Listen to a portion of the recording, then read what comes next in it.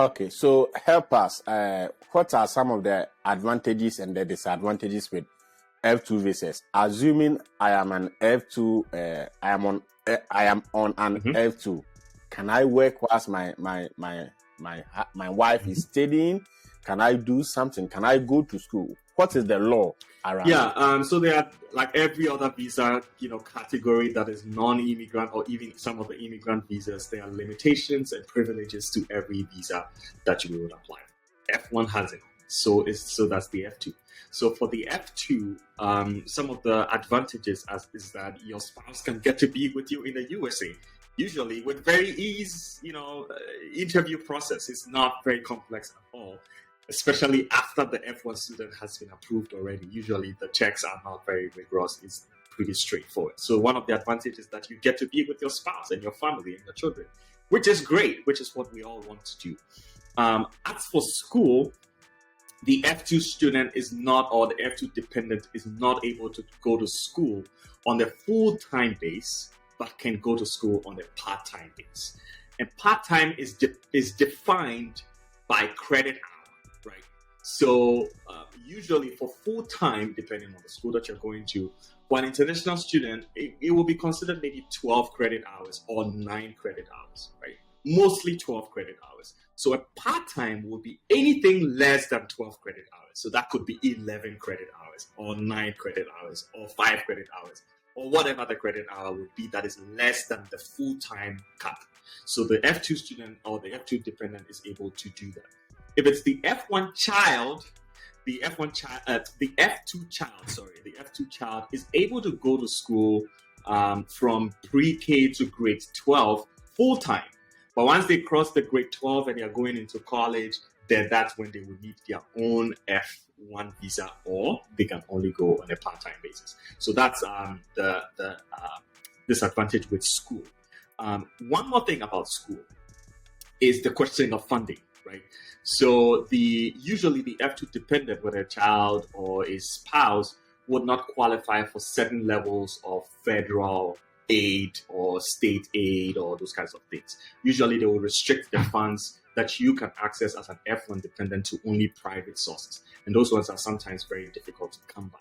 So for most F2 dependents going to school on a part-time, you mostly would have to pay for things personally out of your own pocket. And that can be a big hindrance to people.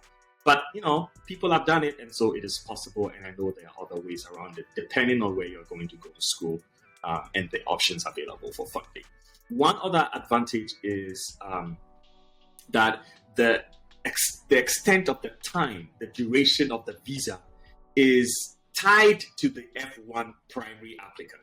Because you are F2 and you are coming to the US because your F1 applicant is filing on your behalf, how long you can stay in the United States is dependent on how long the F1 student is staying, or your F1 dependent is staying in the United States. So if your F1 dependent is staying in the United States for like 5 years doing a PhD, then you also get to stay in the United States for 5 years as long as the student is there. If the student renews and continues to be a student, then all of you are going to be valid and you're going to be in status and you're going to be in the United States for that long.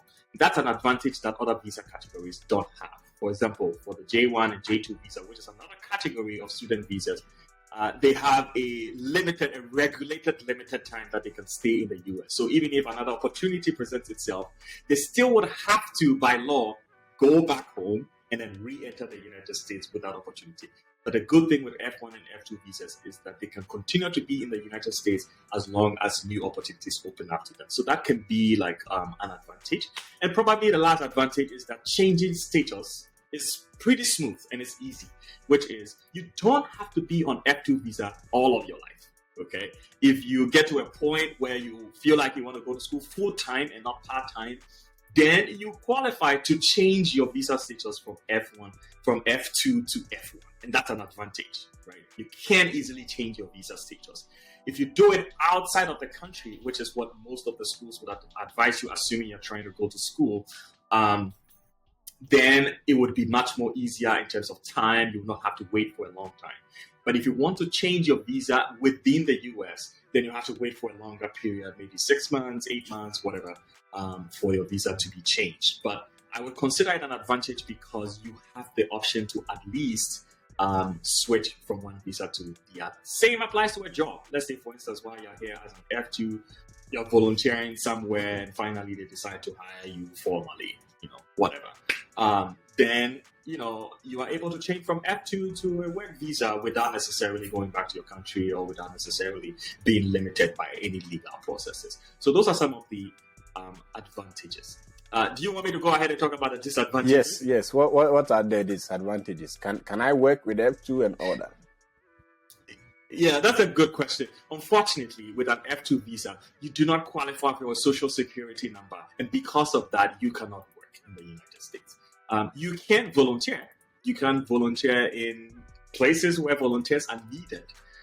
But you cannot formally work in the United States because you do not qualify to work.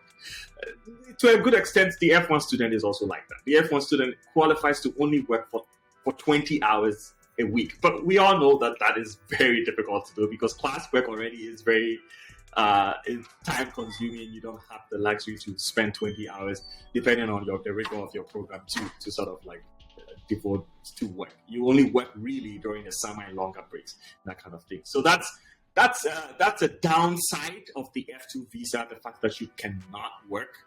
But that's the reality, you cannot do that. And like I said, the second thing is you cannot go to school full time.